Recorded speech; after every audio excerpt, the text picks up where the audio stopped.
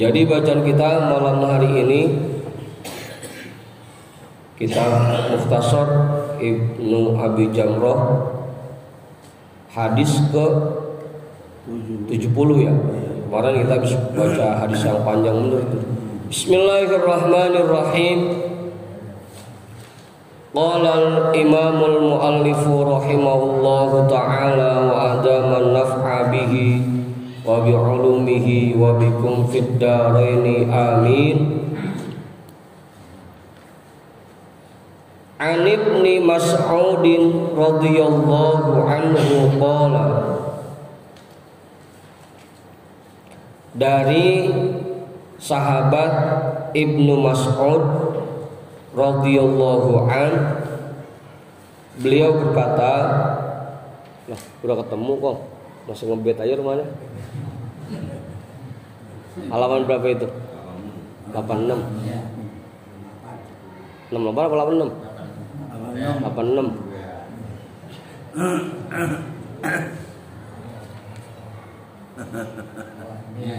Udah ketemu udah?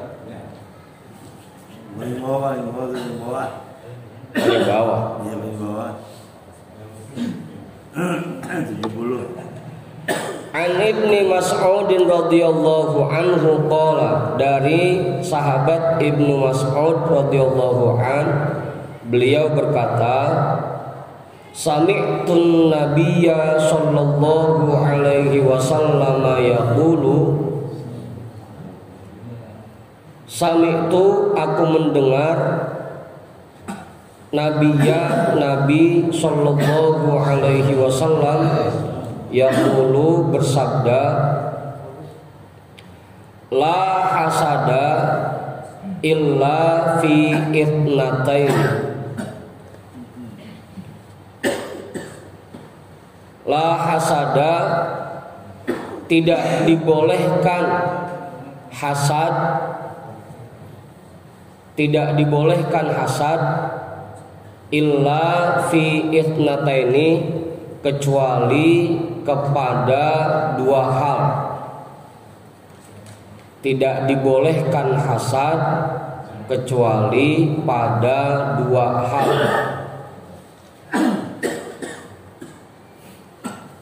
Rajulin atahullahu malan, rajulin, seseorang, atahullahu malan, atahullahu, yang diberikan oleh Allah, malan, harta, fasallatahu,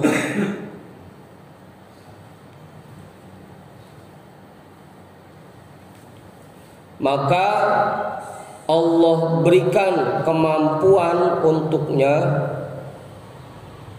fasallatahu, maka Allah berikan kemampuan untuknya, ala halakatihi, atas menghabiskan hartanya, fil haqqi, di dalam kebaikan atau dalam kebenaran boleh. Tidak dibolehkan hasad kecuali pada dua hal. Yang pertama, seseorang yang diberikan oleh Allah harta, kemudian diberikan kemampuan untuk menghabiskan hartanya di dalam kebaikan. Yang pertama. Warajulin, dan seseorang, atahullahu, yang diberikan oleh Allah hikmatan, ilmu, fahuwa, maka dia yakdi biha, mengamalkan ilmunya,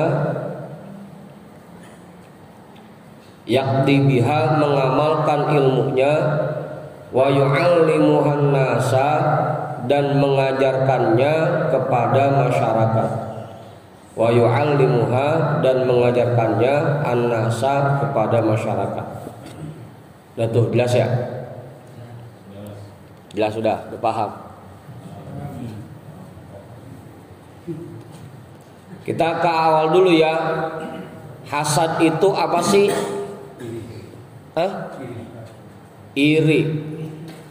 Hasud dengki. Degik. Iya, dengki. Guji. Kalau bahasa Arabnya itu hasad artinya mengharapkan hilangnya nikmat yang Allah berikan kepada seseorang. Itu hasad. Kong pendi dapat rezeki, dapat gusuran gitu. Tahu-tahu kata Mang Sarip, ngapa jadi dia sih yang dapat gitu. Itu hasad tuh namanya. Atau babeh diundang buat ngisi acara haul, suruh ceramah. Kata yang lain, ustaz yang lain, ngapa dia sih yang disuruh ceramah? Itu hasad tuh namanya. Agak seneng kalau seseorang dapat nikmat dari Allah. Itu hasad tuh. Tapi kalau dalam kitab Ihya Ulumuddin, hasad itu ada 4. Yang pertama, pure, murni mengharapkan nikmat itu hilang dari seseorang. Yang pertama tuh, itu hasad. Yang kedua, mengharapkan nikmat itu berpindah kepada dirinya. Babeh kan punya anak 4. Tiba-tiba ngasih duit buat Bang Andi. Kata adeknya, Bang Ipul, ngapa jadi Andi sih yang dibagi bukan gua? Itu namanya hasad tuh. Mengharapkan nikmat seseorang berpindah kepada dirinya gitu. Atau juga hasad yang ketiga, mengharapkan nikmat itu berpindah kepada orang lain meskipun bukan kepada dirinya. Itu hasad yang ketiga. Kalau tadi Bang Ipul bilang, ngapa sih Andi yang dapat bukan gua? Kalau yang ketiga Bang Ipul ngomong lagi, ngapa sih kagak Sarip aja yang dibagi, ngapa jadi Andi yang dibagi gitu. Itu hasad yang ketiga tuh. Nah yang keempat yang rada cakep dah. Orang mah kalau dibagi, gua dibagi juga gitu. Itu yang keempat tuh. Pengen dapat nikmat yang sama dengan nikmat yang didapatkan orang lain. Itu hasad yang keempat. Dari 4 hasad itu 3 jelek, yang satunya cakep.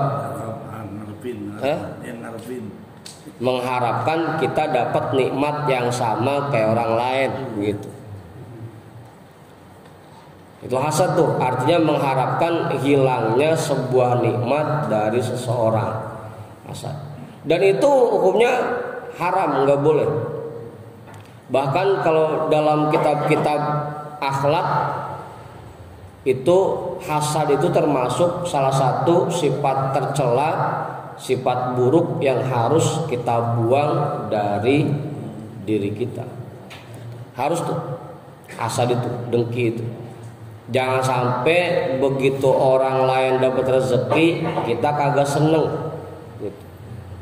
Jangan sampai begitu seorang lain dapat anugerah dari Allah kita kagak nerima gitu.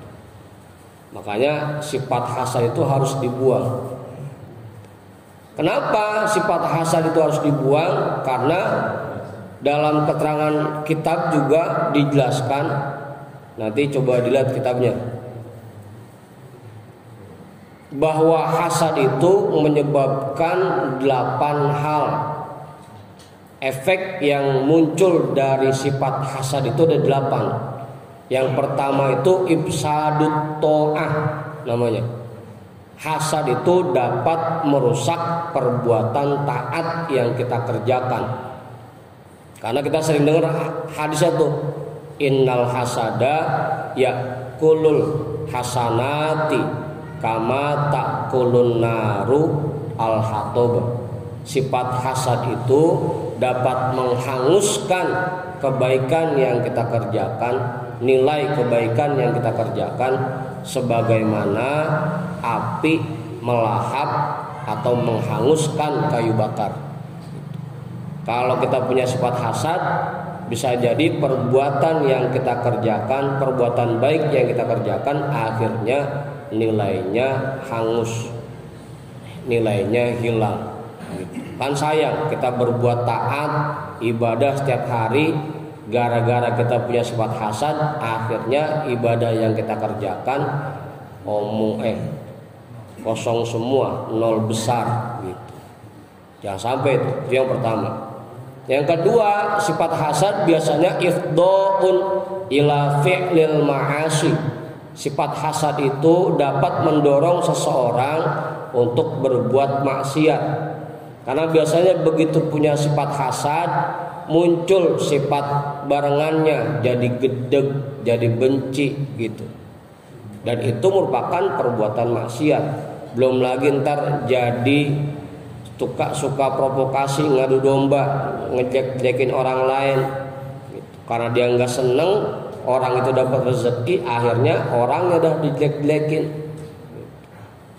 Itu biasanya begitu tuh, muncul sifat benci sama orang lain, gedeg sama orang lain. Yang kedua, jadi suka mencela dan menghina orang lain karena sifat hasad yang kita punya. Yang kedua. Yang ketiga, orang yang punya sifat hasad, hirmanus syafa'ah, dia akan dijauhkan dari syafaat Rasul. Karena Rasul itu kagak seneng sama orang muslim yang benci kepada muslim lain. Kan Rasul sering mesen al muslim akhul muslim, sesama muslim itu bersaudara, kan gitu. Kalau ada orang Islam yang punya hasad ke orang muslim yang lain, itu Rasul gedeg banget gitu. Kalau Rasul benci sama kita, gedeg sama kita, ya gimana kita dapat syafaat beliau gitu. Makanya selain kita baca sholawat pengen dapat syafaat Rasul, ngadain maulid pengen dapat syafaat Rasul, tapi juga sifat hasad itu atau sifat-sifat buruk lainnya harus kita buang dari hati kita agar kita bisa dapat syafaat Rasul. Yang keempat, hasad itu bisa menyebabkan seseorang dukhulun nar, masuk ke dalam neraka. Ya karena nggak dapat syafaat Rasul, gitu. Nggak dapat pertolongan dari Rasul. Kalau kita ngandelin amal ibadah kita aja, udahnya amal ibadah kita akhirnya nilainya kosong karena kita punya sifat hasad. Dapat syafaat dari Rasul juga enggak, ya ujung-ujungnya dukhulun nar, ya masuk neraka ya. Itu penyebabnya sifat hasad. Belum lagi ntar yang kelima, ifdha'un ila dorori ghairihi, mendorong seseorang untuk menyakiti orang lain. Ya biasa namanya orang degik, makan ada aja yang dikerjain gitu. Segala sengaja dah rumah orang yang dia gedegin dibikin becek, apa aja udah segala macam gitu. Tembok rumahnya dicoret-coret gitu. Macam-macam dah pokoknya. Namanya orang degik mah ada aja lagunya. Tapi mudah-mudahan di sini mah nggak ada ya yang begitu ya. Hah? Nggak ada lagi aja. Motor orang dikempesin gitu. Knalpotnya dimasukin batu. Pokoknya kalau orang degik mah ada aja dah gitu. Hah? Betul, itu yang kelima. Yang keenam, at-ta'ab wal ham fi ghairi faidatin. Yang keenam itu capek dewek, puyeng dewek, kagak ada gunanya. Orang-orang yang dapat rezeki dia yang puyeng, ngapa ya dia lagi ono gitu. Hah? Loh, di kampung saya banyak kong. Jadi orang-orang yang dapat rezeki dia yang puyeng gitu. Hah? Ya jangan ampe kong. Jangan ampe. Hah? Namanya orang guji mah kong ada aja. Jadi orang-orang dapat rezeki dia yang bengek, dia yang meriang. Itu at-ta'ab wal ham fi ghairi faidatin. capek dewek, puyeng dewek gara-gara punya sifat hasad. Orang-orang yang punya rezeki jadi dia yang puyeng gitu. Yang ketujuh, menyebabkan seseorang tidak memahami, tidak menerima ketetapan Allah. Amal qalbi hatta yakada la yafhamu hukman min ahkamillah. Itu. Dia tidak memahami ketetapan Allah, padahal kan Allah itu yang maha memberi anugerah. Mau dikasih siapa ke anugerahnya? Lah ngapa jadi kita yang kagak terima? Allah ketetapannya mutlak gitu. Rezekinya mau dikasih siapapun, anugerahnya mau dikasih siapapun, nikmatnya mau dikasih siapapun, ya itu mah terserah Allah aja. Ngapa kita jadi kagak nerima gitu. Makanya orang yang hasad jadi tidak bisa menerima ketetapan Allah. Yang kedelapan yang paling jelek dah, al-hirman wal khidlan. Orang yang hasad itu akan dijauhkan dari rahmat Allah dan akan dihinakan di hadapan Allah. Naudzubillah. Itu 8 hal yang muncul karena kita punya sifat hasad. Jangan sampai. Belum lagi ntar ancamannya buat orang yang punya sifat hasad, doanya nggak bakal dijabah. Rasul bilang ada 3 kelompok manusia yang yang doanya tidak akan diijabah. Yang pertama akilul haram, orang yang masih suka mengkonsumsi barang-barang yang haram. Yang kedua muktirul ghibah, orang yang masih sering ngomongin kejelekan orang lain. Itu nggak bakal mustajab doanya. Biar kata kiai banget, ustadz banget, kalau masih suka ngomongin kejelekan orang nggak bakal mustajab. Yang ketiga, man kana fi qalbihi ghillun aw hasadun, orang yang di hatinya masih ada sifat hasad, itu doanya nggak bakal mustajab. Gitu. Ya karena tadi penyebabnya karena dia sudah dijauhkan dari rahmat Allah dan dihinakan oleh Allah. Makanya ayo kita buang sifat hasad dari diri kita. Tanamkan keyakinan bahwa tadi tuh Allah itu maha memberikan anugerah kepada siapapun yang dia kehendaki. Kalau emang rezeki tetangga kita lebih banyak, ya berarti memang Allah pengen memberikan anugerahnya buat tetangga kita lebih banyak. Jangan pakai digedegin, jangan pakai dihasadin, udah terimain aja. Kalau emang jatah kita dari Allah lebih sedikit, ya terimain aja. Emang jatah saya segini dari Allah. Jangan pakai hasad, jangan pakai dengki sama orang lain. Gitu. Tanamkan keyakinan itu, agar sifat hasad bisa hilang dari diri kita. Nah, cuma ada 2 yang dibolehkan. Hasad dibolehkan hanya pada 2 hal. Yang pertama tadi, kalau ada orang yang dikasih harta oleh Allah dan dia bisa menginfakkan hartanya setiap saat, itu boleh dah kita iriin tuh. Sampai kapan ya kita bisa kayak dia? Pagi infak, siang infak, sore infak, malam infak gitu. Udah gitu kalau sedekah kagak dikit lagi. Asal sedekah buat masjid 5 juta, 10 juta, sampai kapan kita bisa kayak dia? Atau kita hasadin dah. Kalau bisa mah saya aja go yang bugono, saya ge yang infaknya segitu banyaknya, jangan dia. Ada di sini yang begitu.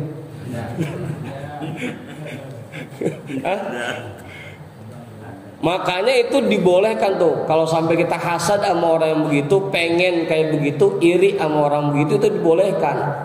Karena cakep banget. Dan lagi jarang yang pengen begitu mah. Biasanya kita irinya kalau ngeliat harta orang banyak gitu. Mobilnya mewah, rumahnya mewah, baru dah iri. Jarang kita iri sama orang yang infaknya banyak, sedekahnya banyak, jarang.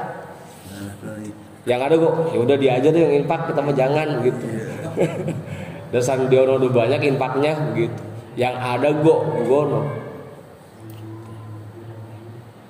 Kayak besok nih masjid mau ngadain maulid misalkan, begitu dengar teman kita infaknya atau sedekahnya 500.000, kita iri apa kagak? Ilok dia bisa 500, kita kagak begitu. Ada yang begitu di sini. Kagak mana ya? Kalau giliran begitu mah. Ini sebanyak kagak. Gitu tuh. Kalau itu boleh silakan gitu. Silakan. Kalau ada orang yang rajin infaknya kita iriin, silakan, cakep banget. Ya coba tadi lagi-lagi. Jarang banget sih di kampung kita ngelihat ada orang yang rajin ngaji, romana kagak iri pisan. Lihat orang yang rajin ke masjid kagak iri pisan. Sampai kapan kita bisa kayak dia ya? Gitu. Setengah jam sebelum azan udah di masjid, sampai kapan kita bisa kayak dia ya? Romana kagak ada yang begitu. Emang kadang-kadang kita begitu kalau masalah harta gitu. Gampang banget irinya. Tapi kalau buat kebaikan romana kagak iri pisan. Gitu. Dia Hah? Lalu dia. Itu yang pertama tuh. Boleh kita hasad kepada orang yang bisa menghabiskan hartanya dalam kebaikan. Gitu. Dia bisa ono genengan sedekah 5 juta, ya kita kagak bisa begitu. Dia bisa ono genengan jariah 10 juta, ya kita kagak bisa. Kalau bisa kita begitu tuh irinya. Bukan cuma sekedar iri karena ngelihat harta orang banyak doang, tapi iri karena dia banyak sedekahnya. Orang bisa genengan dia ngasih hadiah buat guru, ilmuwan saya kagak begitu.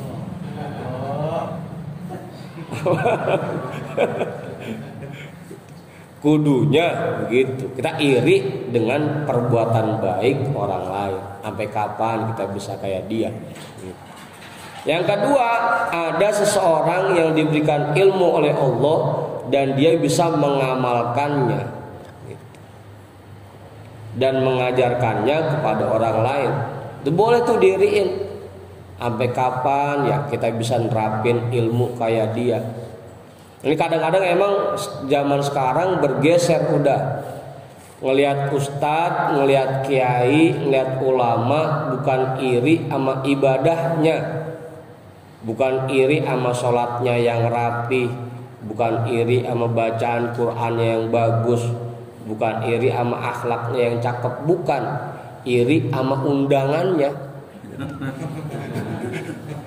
Sampai kapan kita kayak dia ya, kayak Ustadz Ono, undangannya di mana-mana, irinya mau begitu be? Bukan iri ama akhlaknya cakep amat itu ya, sampai kapan kita bisa kayak Kiai Ono ya begitu. Ibadahnya sholatnya cakep amat ya, rapi amat ya, sampai kapan kita bisa ngikutin ya? Kagak ada yang begitu, jarang banget itu yang iri begitu. Yang ada tadi, sampai kapan kita kayak dia ya, ceramah di mana-mana, undangan di mana-mana gitu. Kemana-mana udah pakai mobil cakep, sampai kapan kita bisa kayak dia? Begitu mulu. Giliran masalah ibadahnya, giliran masalah apa tadi baca Qur'annya, akhlaknya kagak iri pisan kita. Makanya sampai Rasul bilang man ta'allamal ilma liyubahi bihil ulama wa yumari bihi supaha wa yasrifa bihi wujuhan nasi ilaihi adkhalahullahu nar. Orang yang nyari ilmu agar bisa bangga-banggain ilmunya di depan ulama, atau bisa berdebat dengan orang-orang bodoh, atau bisa ngundang atau bisa ngiring banyak masyarakat untuk datang ke rumahnya, dia akan dimasukkan oleh Allah ke neraka. Ya, jadi nyari ilmunya bukan biar bisa nerapin untuk memperbaiki sholatnya, untuk memperbaiki puasanya, untuk memperbaiki baca Qur'annya, untuk memperbaiki akhlaknya. Nyari ilmunya bukan karena itu, bukan. Yang pertama tadi biar bisa banggain di depan ulama, biar kelihatan sama pinternya gitu. Atau yang kedua biar bisa berdebat sama orang-orang bodoh gitu. Kalau debat kagak pernah kalah, menang terus. Yang ketiga biar banyak orang yang bertamu ke rumahnya atau banyak yang ngundang dia gitu. Itu adkhalahullahu annar, nanti Allah masukkan orang itu ke neraka. Itu jangan sampai kita nyari ilmunya niatnya untuk hal seperti itu. Makanya boleh kita iri sama ulama, boleh kita iri sama kiai. Irinya sampai kapan kita bisa nerapin ilmu kayak beliau-beliau gitu. Sampai kapan akhlak kita kayak akhlak para ulama. Sampai kapan ibadah kita kayak ibadahnya para ulama. Boleh tuh yang kayak begitu. Cakep malah. Jadi hasad pada aslinya, pada dasarnya sifat yang harus kita buang dari hati kita, kecuali dalam dua hal tadi. Yang pertama hasad kepada orang yang banyak infaknya. Yang kedua kepada orang yang banyak ilmunya dan bisa menerapkan ilmunya. Udah tuh cukup ya. Sampai sini ada pertanyaan? Cukup. Hah? Ya cukup udah. Cukup.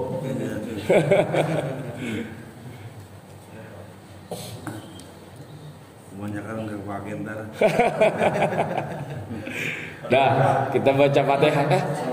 Ya boleh Pak Haji. Waalaikumsalam. Kemarin Bapak tadi sampaikan bahwa yang namanya hasad ternyata luas sekali. Tapi kebanyakan menurut saya itu kenapa banyak mendominasi menjadikan ada sesuatu yang buruk daripada menjadikan orang yang berbeda. Gimana Pak Haji?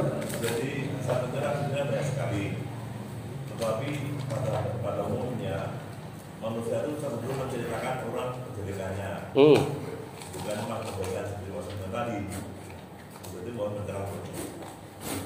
Ya karena lagi-lagi Pak Haji ya, lagi-lagi kecenderungan nafsu manusia, kecenderungan manusia itu, apalagi di akhir zaman sekarang yang ngelihatnya atau kebanyakan orang ini sudah terlalu materialistik gitu.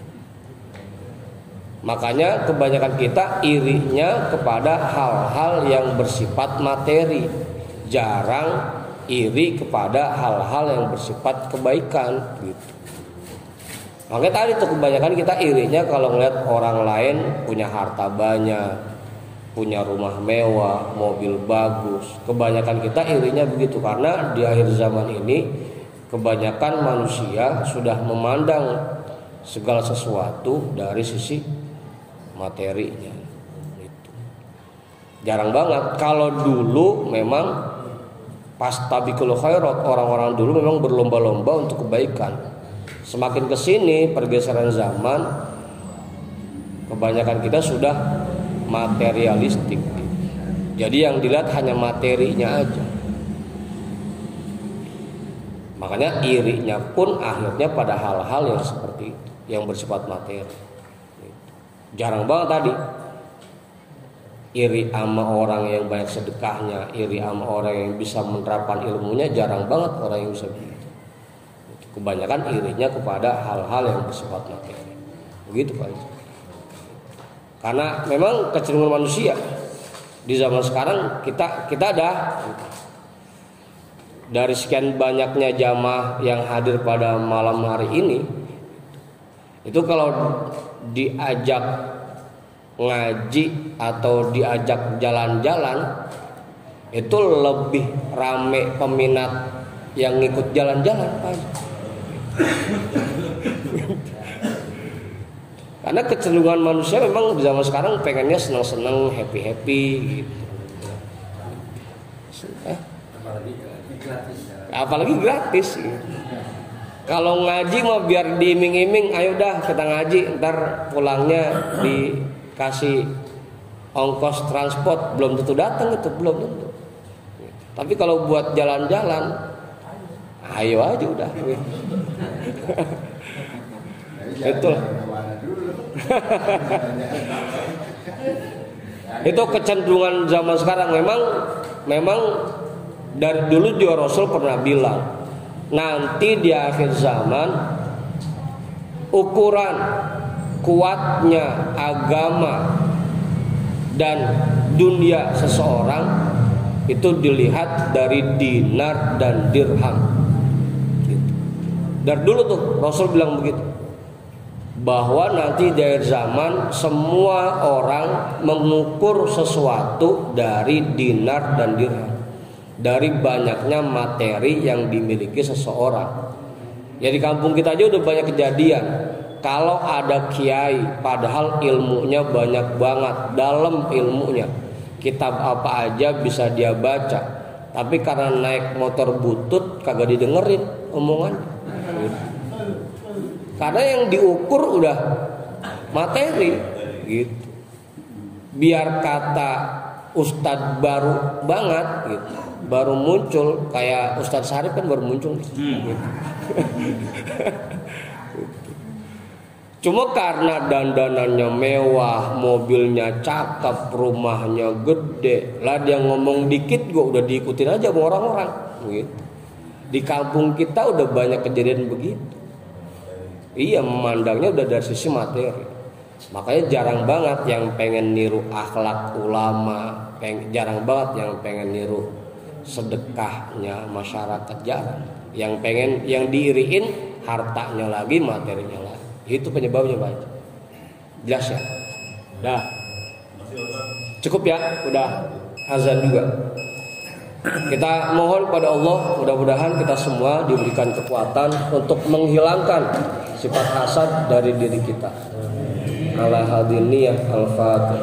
A'udzubillahi minasyaitonir rajim. Bismillahirrahmanirrahim. Alhamdulillahi rabbil alamin, arrahmanir rahim, maliki yaumiddin. Iyyaka na'budu wa iyyaka nasta'in. Ihdinas siratal mustaqim. Siratal ladzina an'amta 'alaihim ghairil maghdubi 'alaihim waladdallin.